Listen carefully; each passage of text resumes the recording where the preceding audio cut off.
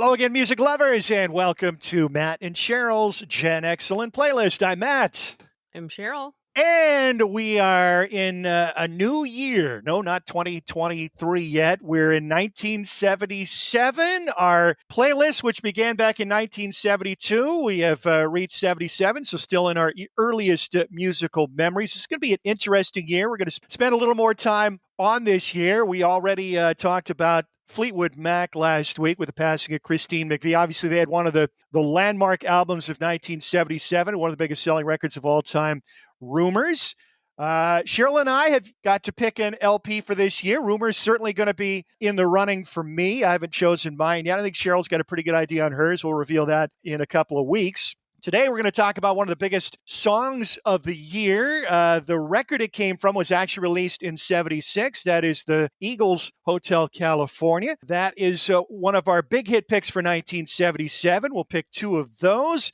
Sheryl and I will each pick another big hit as the personal favorite of ours, and then we'll select three other personal favorites of ours. One of Cheryl's coming up later in this show. I'm a big fan of it as well. We'll also talk about the emergence of punk music, which started bubbling up in 1976 and really emerged in 1977 with the release of a whole bunch of classic albums and songs. And Sheryl, I thought about this before we got to the year 1977. I knew this is going to be an interesting year for us as far as making selections and picking favorites, because you've got, mainstream classics like Rumors, like Hotel California. Then you've got the underground stuff with punk rock coming up. I'm not sure where I'm going to go with my album as far as that's concerned.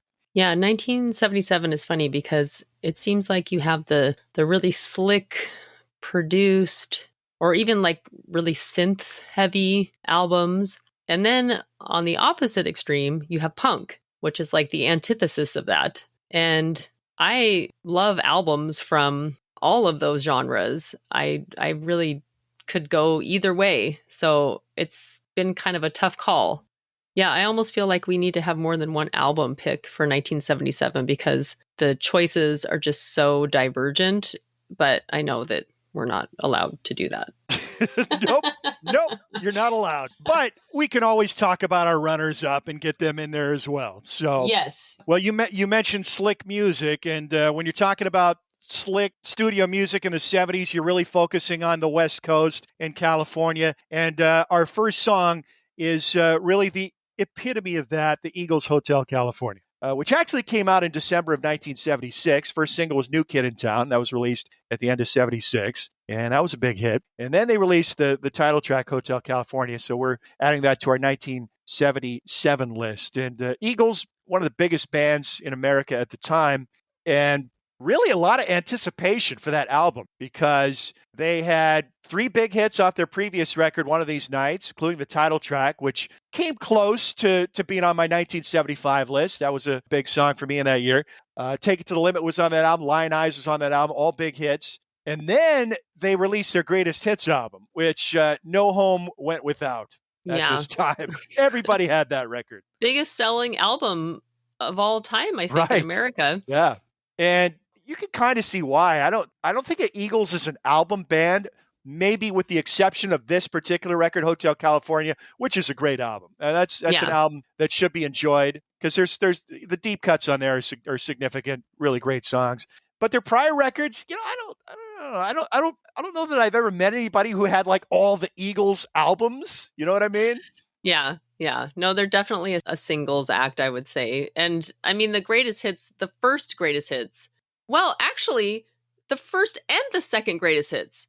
Every song you know really well. I was kind of surprised actually when I went back and looked at Volume 2 because I knew Volume 1 was like that. And actually Volume 2 is pretty much just Hotel California in the long run.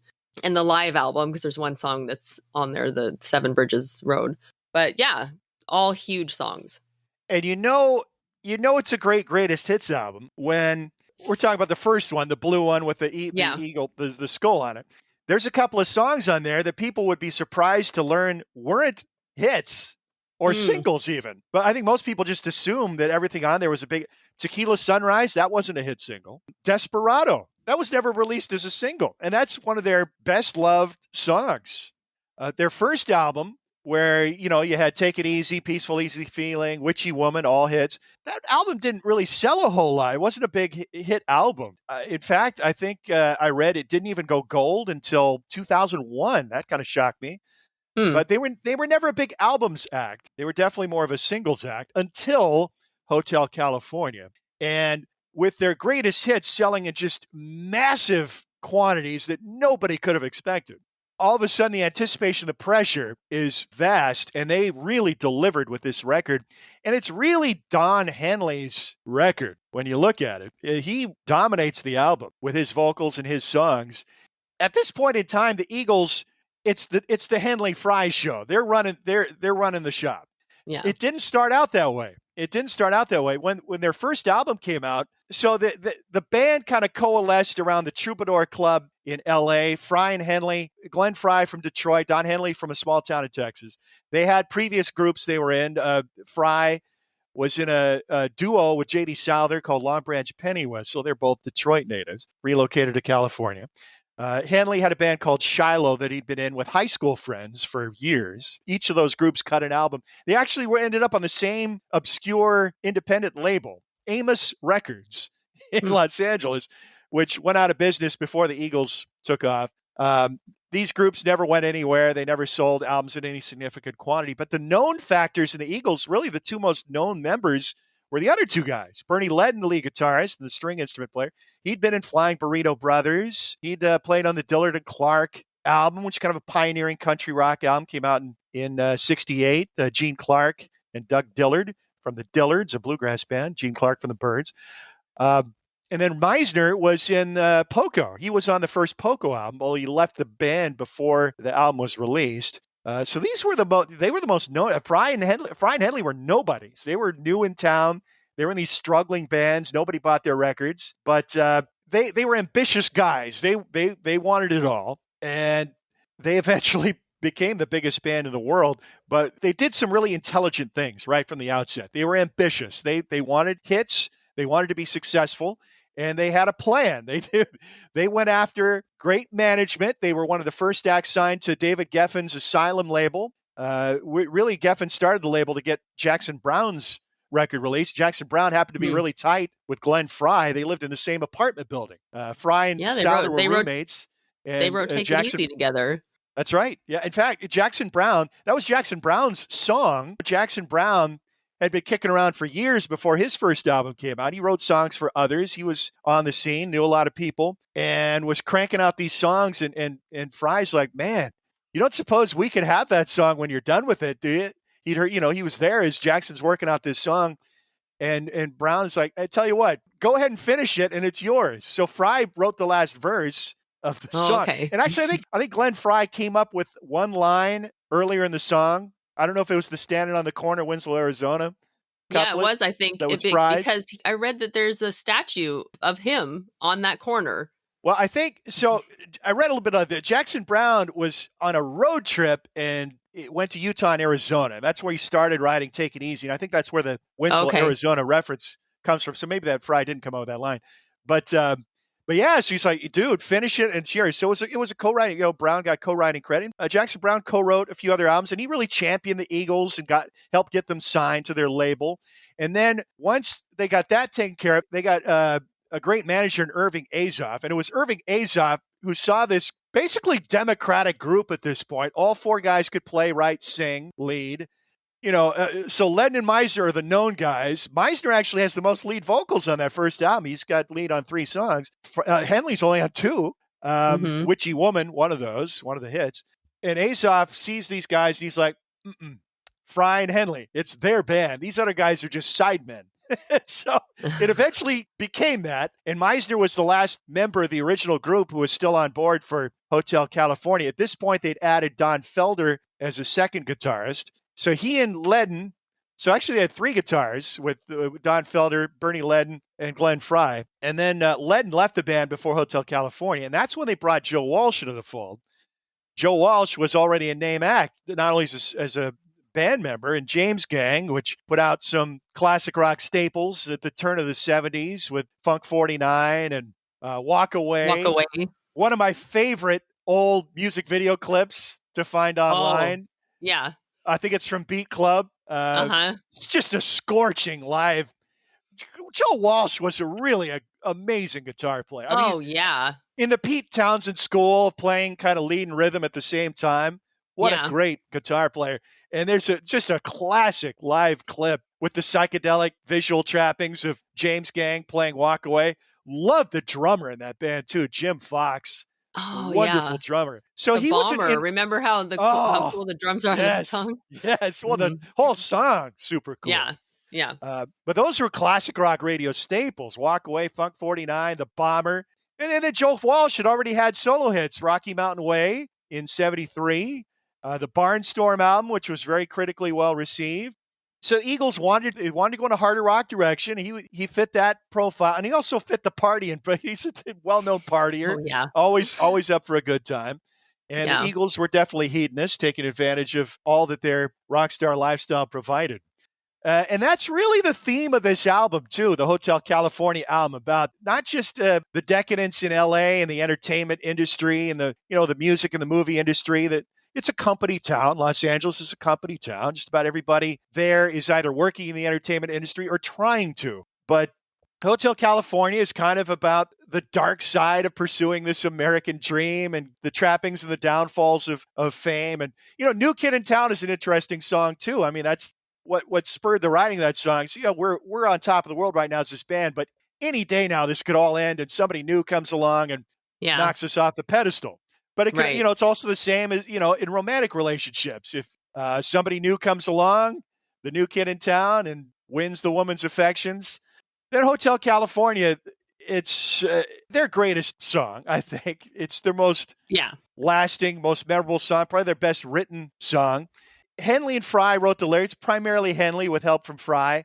The music was Don Felder. He came up with the opening guitar riff and the closing guitar duel between Felder and Walsh. I find this interesting.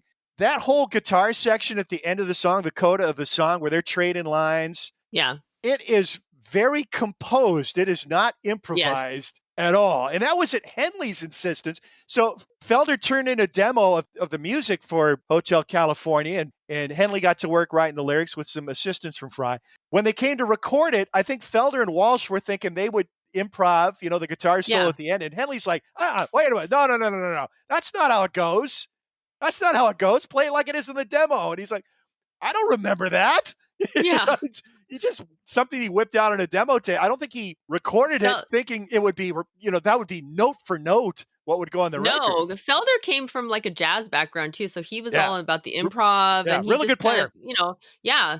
And so his the way he was writing music was he just kind of put on a background and start playing. And if he came up with something that was kind of interesting, he'd be like, "Oh, I'll record that little snippet," and just so he had a tape of like 15 or 16 little snippets of things that he gave to Fry and Henley. And Don Henley was like, I like that Mexican reggae one. Yeah. And Don Felder's like, oh, okay, I know which one you're talking about. So he went and recorded a full demo of the song and brought it to them. And like you said, Don Henley was like taking the entire song, even the ending, which he was just improvising as part of the song. And and he was like, no, we got to do this. We got to do it just like it is on the demo. And Don Felder's like, I don't even remember what that sounded like.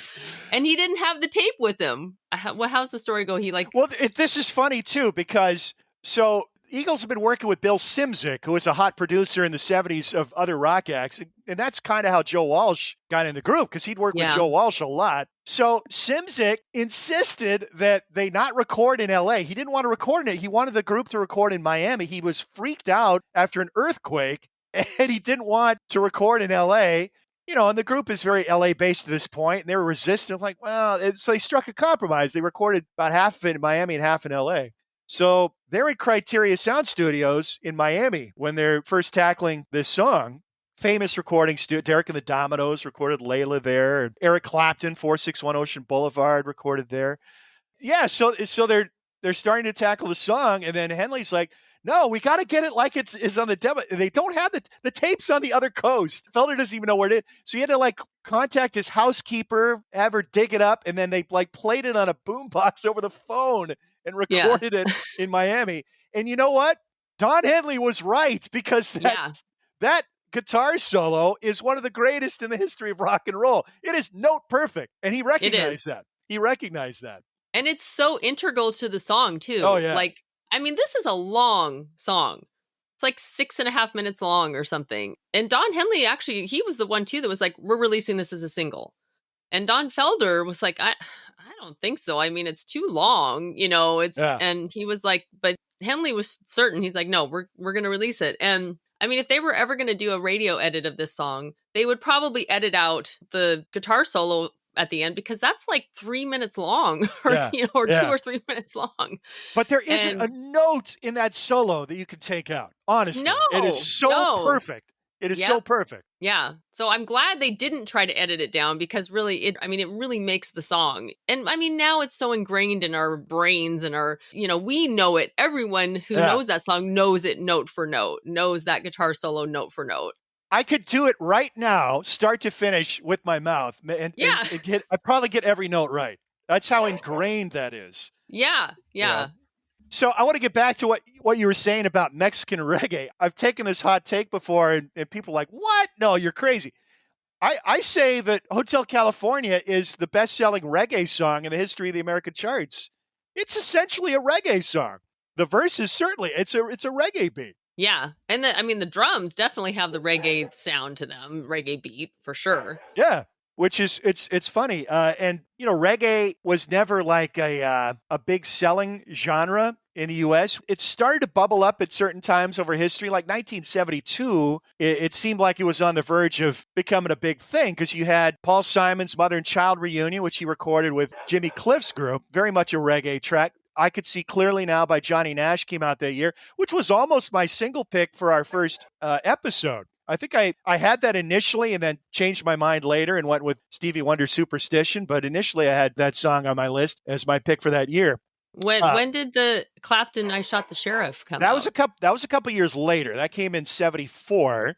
Eric Clapton, I Shot the Sheriff. And that was really what brought Bob Marley to the attention of most American music buyers, was after Clapton had a number one hit with that song. Now, Marley had been around a couple of years before, well, more than a couple of years, but releasing albums in the USA for a couple of years. The Catch a Fire album came out in 1972. In 1972, really kind of a watershed year for reggae music. A lot of great songs came out. And then the Harder They Come movie comes out the year after, 1973. Oh, right. Not like a mainstream hit, but definitely a lot of musicians were down, and it was an underground cult hit at that time.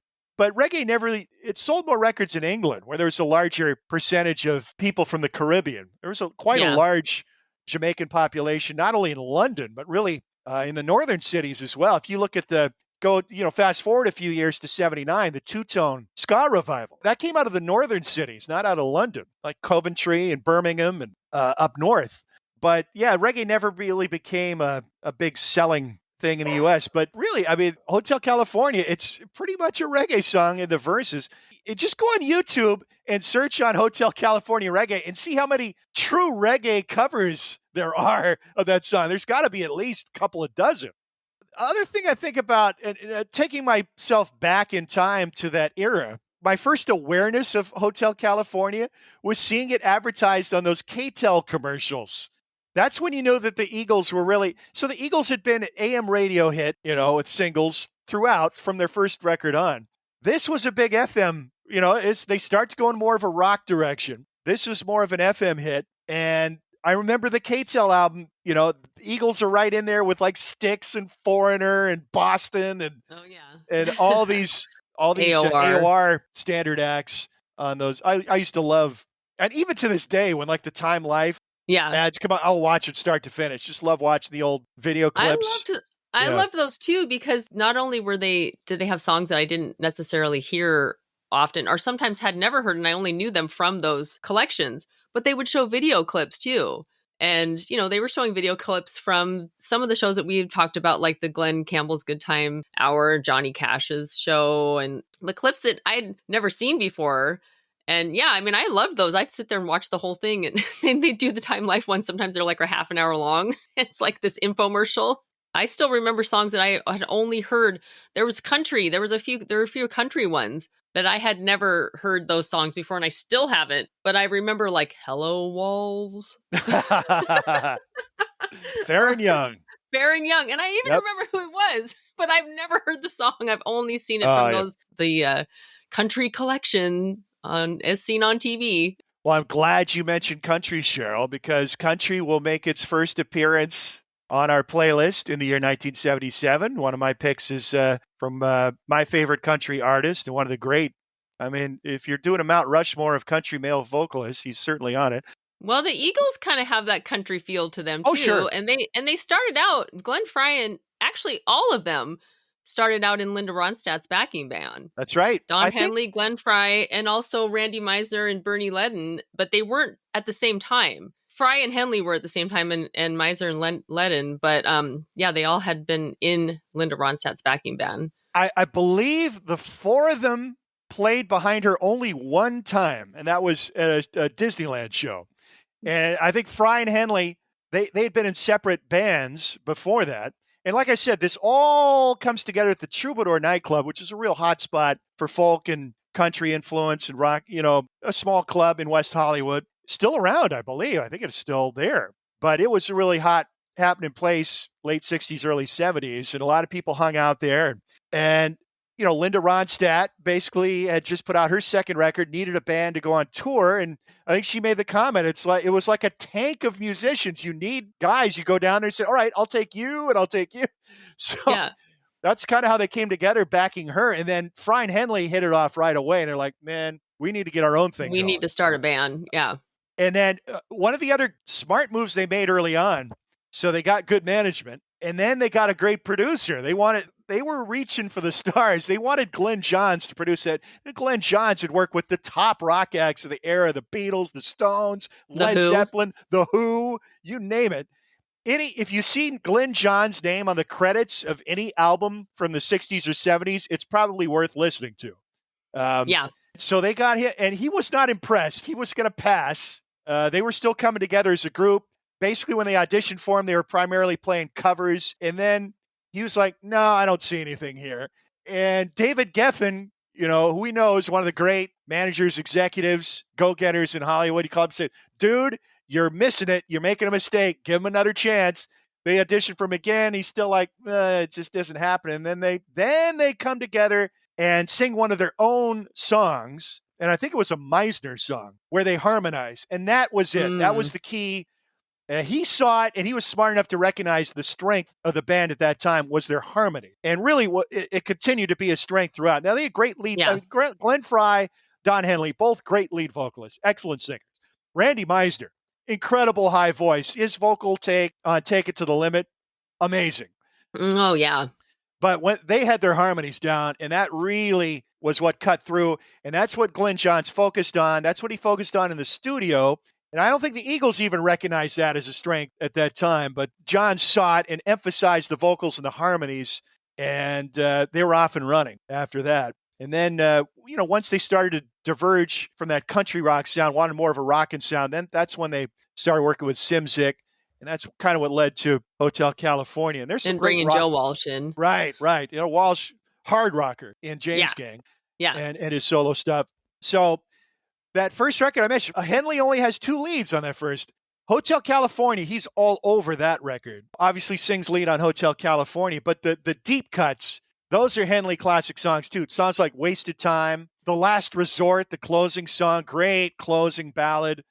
And everybody else only sang one lead. I think Fry's only lead was New Kid in Town, which was the number one hit. Meisner had his one song, and Joe Walsh only had one, which was Pretty Maids All in a Row. I don't love that song. A lot of people like that song a lot. It doesn't do a lot. It's not one of my favorite Joe Walsh tracks. It's fine. And but then really, Victim of Love was another Don Felder song. Yep. Even though he wasn't singing on it.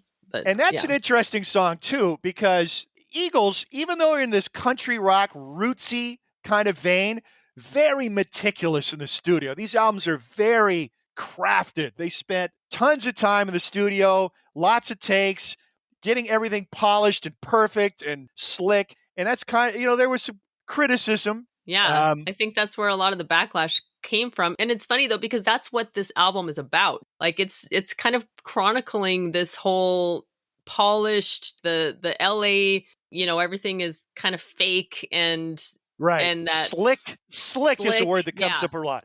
Yes. AOR, studio cats, studio musicians in LA. Everything is just real tight, real polished, no And grit.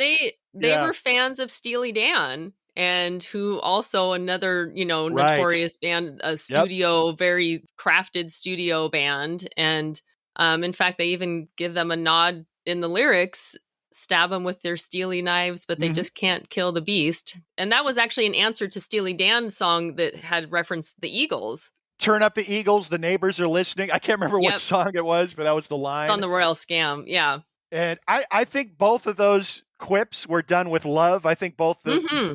both camps respected one another. You don't think of the Eagles as these great players, necessarily. But getting back to Victim of Love was kind of like a repost to the critics who said they were too slick and too polished. So that song is basically cut live in the studio. Yeah. The instrumental track, all done live. They dubbed in the vocals later, but they made a point on the Hotel California record. If you look in the Dead Wax, inscribed in there, it's VOL, one take, live in studio. So just basically saying, yeah, we could do this. We We could can do play. it. Yeah. Yeah. Yeah. I mean, they could play. They could play. They were decent players. Not a dynamic live act, though. You look at the live clips from that time, they're just kind of, they pretty much just replicate the records, pretty close to the sound of the records. Not a lot of movement on stage, not a lot of passion Yeah. there. Um, Well, part of it too is I mean, at least the Don Henley songs, he's behind the drum kit. yeah, It's always only, tough when you have yeah. a lead singer who's the drummer because, you don't get that front man experience, that whole just kind of like singer engaging with the audience. We talk about this a lot as we go through our playlist because we're putting a lot of mainstream songs on there. Now that we get a little later into the 70s, a lot more underground is going to enter our playlist. But at least for the early years, we're sticking to the hits. There was a lot of backlash, a lot of criticism of Eagles for a number of reasons. The slickness, any band that has a lot of success is going to have haters. And then you've got just kind of the personalities of these guys. Fry and Henley, they're not starving artist types. They're not shy, retiring types. These are alpha dog, very masculine, aggressive male personas. And those guys tend to get critical arrows. The critics Yeah. love the tortured artist, the sensitive artist, Right. anybody who's like struggled with addiction or turmoil in their personal lives. They get extra critical points. That just seems to Mhm. be how it goes over the years.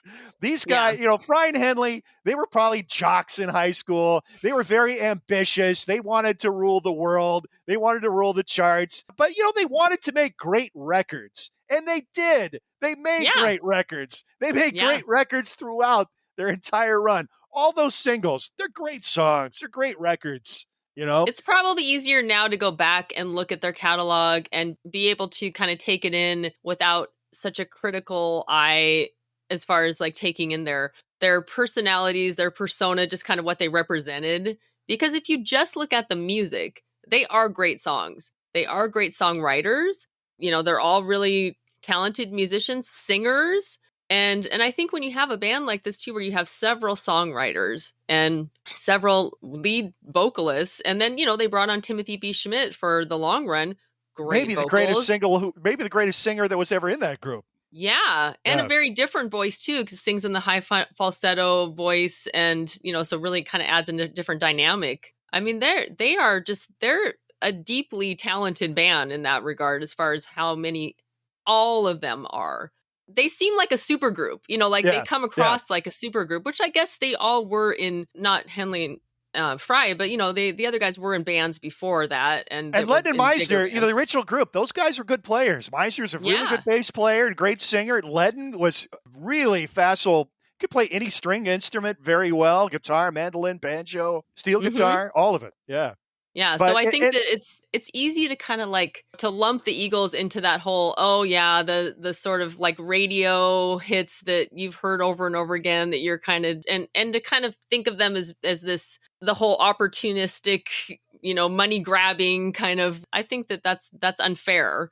yeah. And but now I think it's easier to kind of look back at that and see that than maybe it wasn't at the time. I look at it simply as this. A really good way to get lots of money from people if you're a musician?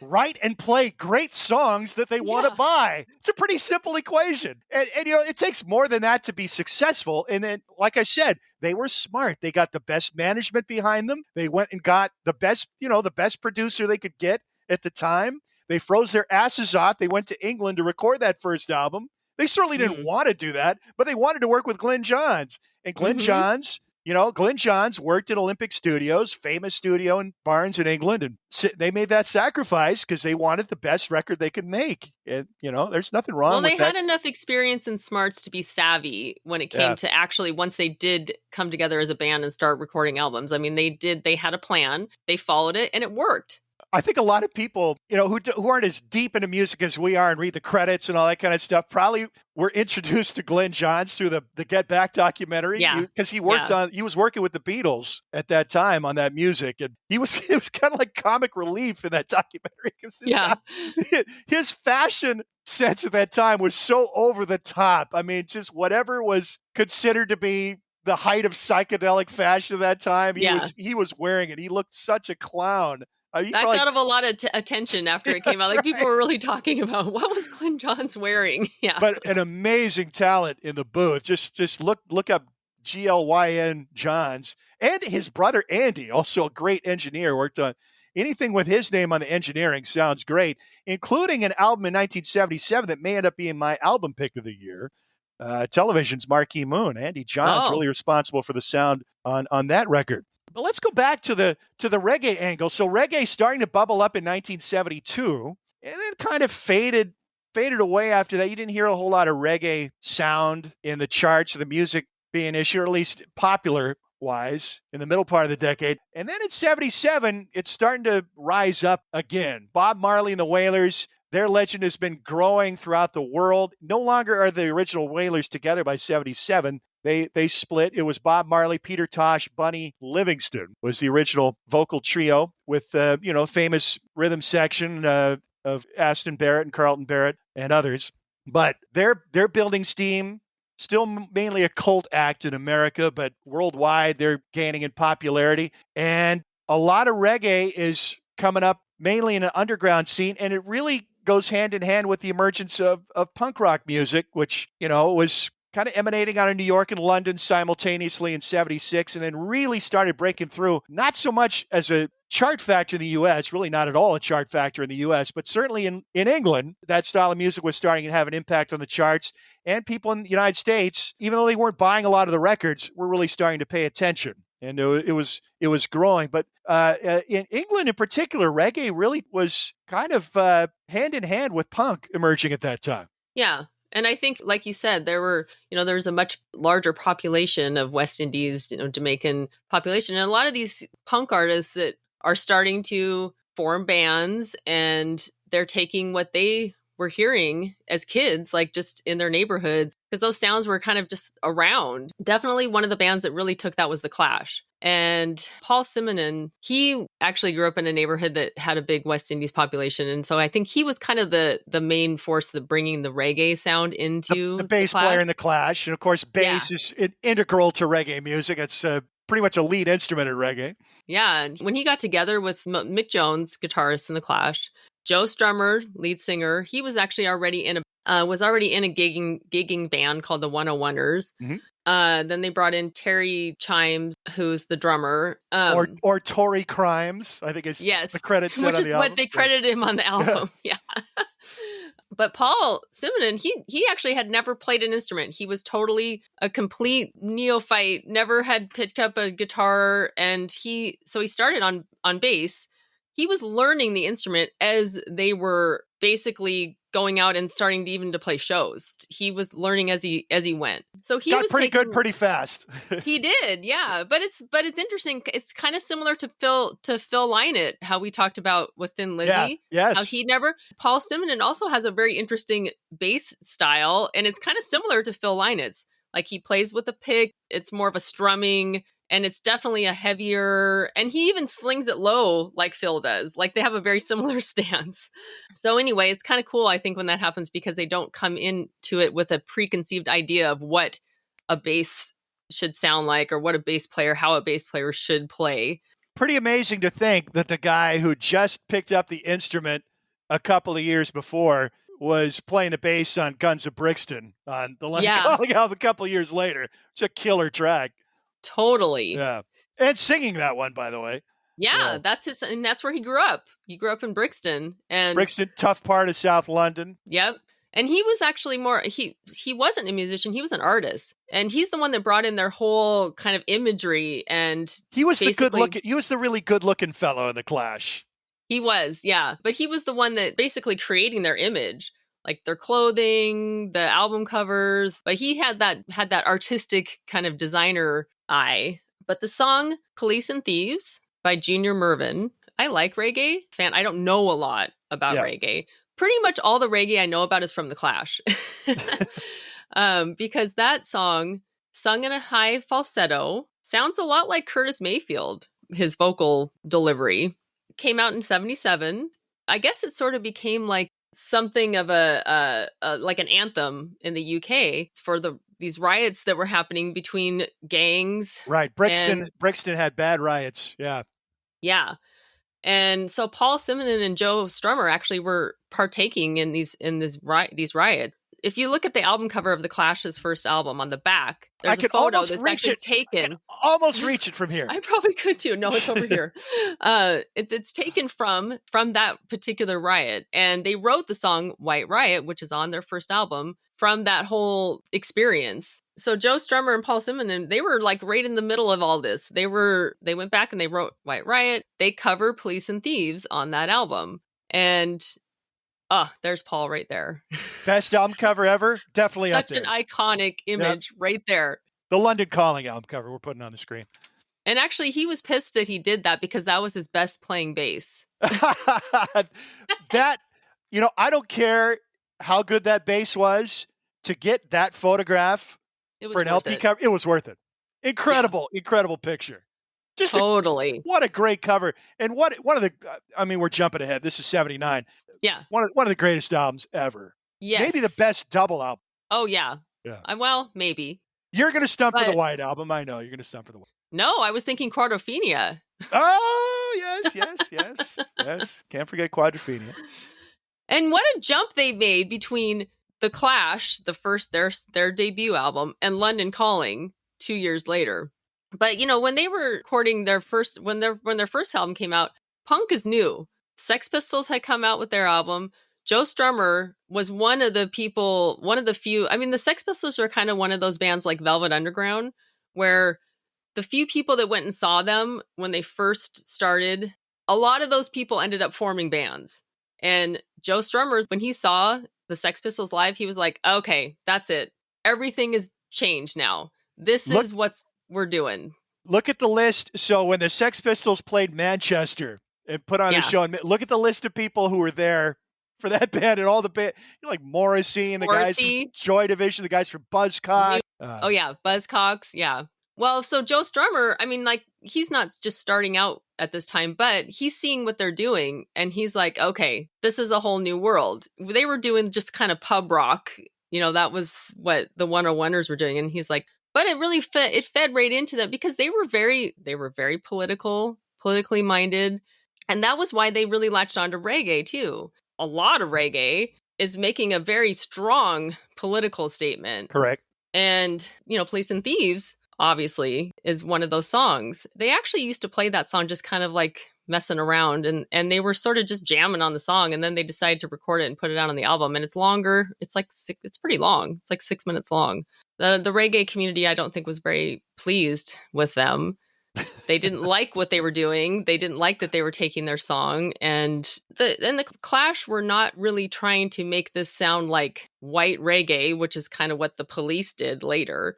They were calling it punk reggae. And honestly, it's not very punk, I don't think. It's the lyrics are, but the sound is still, it's pretty mellow. And that's really where the marriage of punk and reggae comes in, because punk was, fighting against the system. It was confrontational. And that's really, like you said, a lot of the lyrical content of reggae was the same. A lot of it reflected Rastafari beliefs, which were well outside the mainstream of society. A lot of it was about repatriation of the African diaspora. So there was a kinship there, because I think more of the lyrical content than the musical content, but I think the music was appreciated as well. As far as my punk taste, they lean they lean away from the more political stuff. Like the Clash's first album, not really a big impactful one for me. For 77, I'm going with what the Ramones were doing still. The Saints' first album, just a killer band out of Australia, less well known than a lot of these others, but one of the first albums to come out was the Saints' I'm Stranded. Killer, killer record. And then the Buzzcocks, who released their first record in 77. It was a self-recorded EP. Then their first album started coming out the next year in 78. And they were really the first band to take punk in a more of a pop direction with, lyrics, like love songs with a punk rock backing.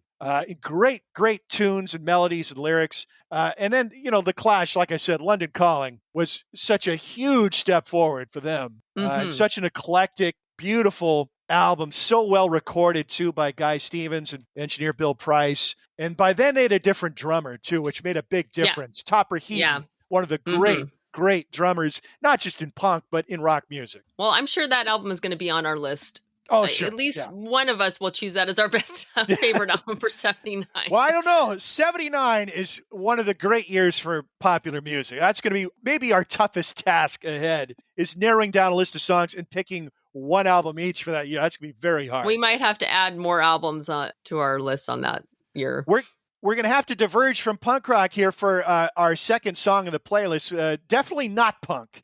No. This is a band that emerged in the late 60s out of England, Stafford, England. They were a blues band. In fact, blues band was in the name of the band. They were originally called the Climax Chicago Blues Band, later shortened that to Climax Blues Band. They didn't stay a blues band for long. Their first record really in the vein of what Fleetwood Mac was doing with their first albums. But Climax Chicago Blues Band, they'd kind of been picking up steam in America as a gigging act, a really good live rock band.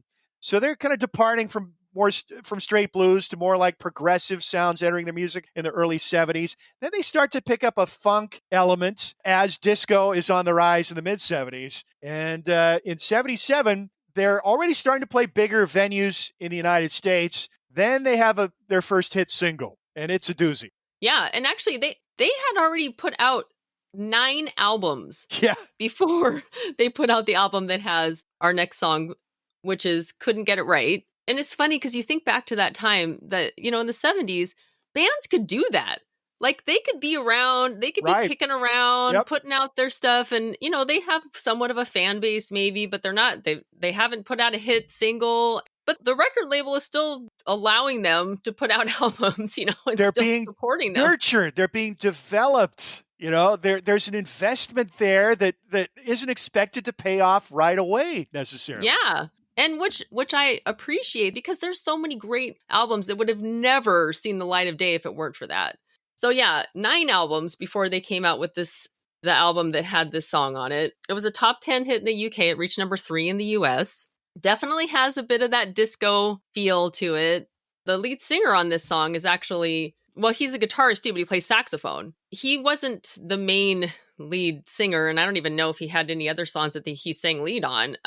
Colin Cooper is his name. Yeah. He has this low kind of baritone vocals that he sings in the verses. Smooth, kind of sexy delivery. Yeah. Yeah. Although it's funny because when you see him, he's not sexy. I don't know. Maybe you think he is. Well, if you're looking through 2022 eyes, maybe not. But back in 1975, he was probably hot stuff. Actually, there's a great live set from the Rock Palace show in Germany, early 76. About 25 minutes of music or so. They are smoking live, by the way. Great live band. Real good players. Excellent rhythm section. Yeah. And I swear to God, he looks like Axl Rose. He's got the whole look. He's got the mirrored shade, the aviator shades, the headband, the long straight hair. Looks like Axl Rose kind of stole his look. Okay, well, I agree with you, but I also don't think Axl Rose is sexy. So. Well, I'm not saying Axl Rose is sexy necessarily, but you're right. Yeah, with the headband, not my kind the of long sexy. hair, the shades. Yeah, he had a look going. That's for sure. Yeah. And it's kind of funny to see them do this song live too, because he's got the saxophone slung, around his neck, and it's pretty uncommon to see a saxophone or a horn player who's up there singing lead vocals because, you can't do them both at the same time. But anyway, so he's got the low baritone voice in the verses. And then you get to the chorus and the bass player Holt, Derek Holt. Yeah. Derek Holt. Then you get that high falsetto voice in there. He gets way up there too. I mean, high celestial falsetto Couldn't get it harmonies. right. Couldn't get it right. Yeah. Which is probably what you recognize from the song is the chorus. And it's cool. I like the interplay between the two, just the range of vocals there. This song, they actually, I'm guessing because, like they had recorded 9 albums before this. Miles Copeland, who was their manager, was basically saying, you guys got to get a radio friendly song here. Miles Copeland, of course, was behind IRS Records and managed the Police, which included his brother, drummer Stuart Copeland. Yeah, pretty famous family, actually. Right. With, that's a whole story in and of itself. Their family background, very fascinating. Yeah. That's true. Yeah. So anyway, he was kind of pushing them like, you guys got to get a song out here that we can actually play, that's going to be a radio song or radio hit. I think to this point, safe to say, at this point, 76 going into 77, they're one of those rock bands that you probably knew about. You probably saw them opening for some other bigger band. Yeah. They're a hard gigging act, and they'd had a live album that got some traction on FM radio, but nothing close to a hit yet. Yeah, because they'd been kicking around for a long time. Right. And this song is a little bit out of the vein of their album sound, because they were more in kind of the blues vein. Yeah. And to that point, yeah, it's a bit of a departure, but it would become more of their sound. Right. Yeah. And which makes sense because they had a hit with this song. So they were probably like, okay, we need to be doing a little bit more of this. And like, that disco kind of drum sound comes into it, and it just feels a little bit more like it's a little more danceable. John Cuffley, the drummer, really good, great rhythm section, really groovy rhythm section. Yeah. And Pete Haycock, the lead guitarist. Very good guitarist. Great guitarist. Excellent blues player. Excellent blues player.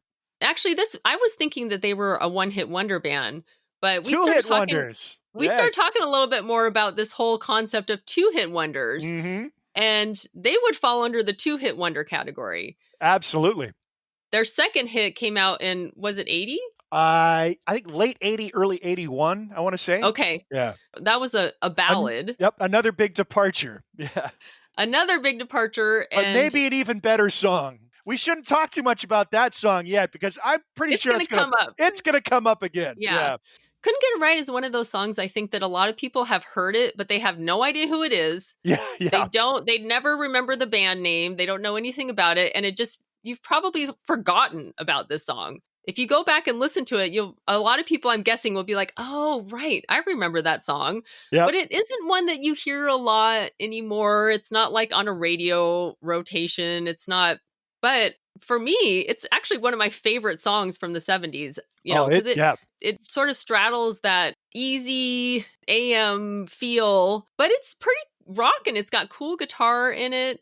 I really like the vocals, both the verses and the chorus. It's catchy. In fact, I think you said that you kind of forgot about this song, right? Mm-hmm. When I had put together a big AM radio playlist a long time ago, just of songs that I sort of were way in the back of my memory. And this is one of those songs that I was like, oh yeah, that's right. I haven't really heard this song since the 70s. Yeah. I clearly remember the second hit. As a kid, loving that song. And I probably came close to buying the single at the time because that was during a period of time when I was buying, singles, 45 records. Mm-hmm. I don't know when I first became aware of Couldn't Get It Right, but you're right. That's a really good track. And when I listen to it now, especially since we've been analyzing music so forensically here over the I hear that Miami sound. I hear that Bee Gees influence in the funky track on it. I really think that's probably where they were coming from, trying to pick up on that. The Bee Gees were still on the rise at this point. The Saturday Night Fever soundtrack would come out at the end of 77, and then the Bee Gees would completely dominate the charts the next year. Yeah. Not only themselves, but the work they were doing for others as well. Songs they wrote or produced for other acts. Mm-hmm. But this period of the Bee Gees really began in, I think, late 74, 75. They started recording in Miami and picking up on... like Jive Talkin'. That's kind of the beginning Nights on Broadway. Yeah. Those songs. The main chorus, I think, was the album. Yes. And again, what they're picking up on was what we've already covered. The Miami disco sound is coming out of TK, Casey and Yeah. the Sunshine Band, George McCrae, that kind of stuff. They're getting themselves a little bit of that. Of course, the Bee Gees made it their own with their particular brand of high brotherly harmonies, and then they kind of perfected that disco look too with Oh yeah. the The open shirts three-piece and white suit, the medallion over the hairy the crazy chest. gold medallions. Yeah, right. But I really think that's kind of what Climax Blues Band was going for there, picking up on that sound, which was pretty hip at the time. That's And they true. It does really have that sound to it for sure. And even with the falsetto vocals in the chorus, and yeah, it's very and they had the reminiscent rhythm of that. section. They had the versatile rhythm section to pull it off, so they could do songs in a funk or disco-y vein, and they could do the harder rock and stuff, Mhm. the driving hard rock. They were really good live band. I mean, do yourself a favor. There's a lot of stuff on YouTube to be found, and older heads really loved that FM Live album. They kind of showed them in their element on stage, but that Holt Cuffley rhythm section was killer. And like I Mhm. said, Pete Haycock, outstanding guitarist. You got the horn element too, and they could go two guitars when Colin Cooper switched to his axe. It was a Pete really, Haycock actually went on to play with Bev Bevan in the ELO2 yeah. in the early 90s. Sadly, these guys are no longer with us, although the band is still gigging, although no original members They have remain. no original Yeah. members. Yeah. Both Colin Cooper and Pete Haycock have passed away. They both died fairly young. Cooper had cancer and Haycock heart attack, early 60s for both of them. Oh, that rock and roll lifestyle in the 70s took its toll, I didn't it? know. But there you go. Our first two songs from 1977, the world conquering Hotel California by the Eagles, and a great 70s classic from the Climax Blues Band. Couldn't get it right. Now, I already teased what's to come. We're going to get some country on our list finally. I think the big intrigue, Sheryl, as we go on, I don't know, it might take 3, might take 4 episodes for us to get through 1977. Our album picks of the year. I'm still I undecided. know. Is it going to be out of the punk rock vein? Is it going to stay mainstream with the Eagles or Fleetwood Mac or something like that? That's still to be decided. And I think we both have another song that we still haven't nailed down yet, too. I think I got 3 of my 4. I think you've got 3 of your 4, but we're still kind of holding out for another song to speak to us to add to the playlist before we're all said and done. Mhm. We got to talk about Star Wars at some point. That was, Oh, yeah, yeah, that's definitely gonna make it in the next one, I think. yeah, one of the big, impactful cultural moments of our youth from that year. But until then, I'm Matt, I'm Cheryl. and this has been Matt and Cheryl's Gen Excellent Playlist. Thank you for tuning in, everybody. We'll talk to you next time.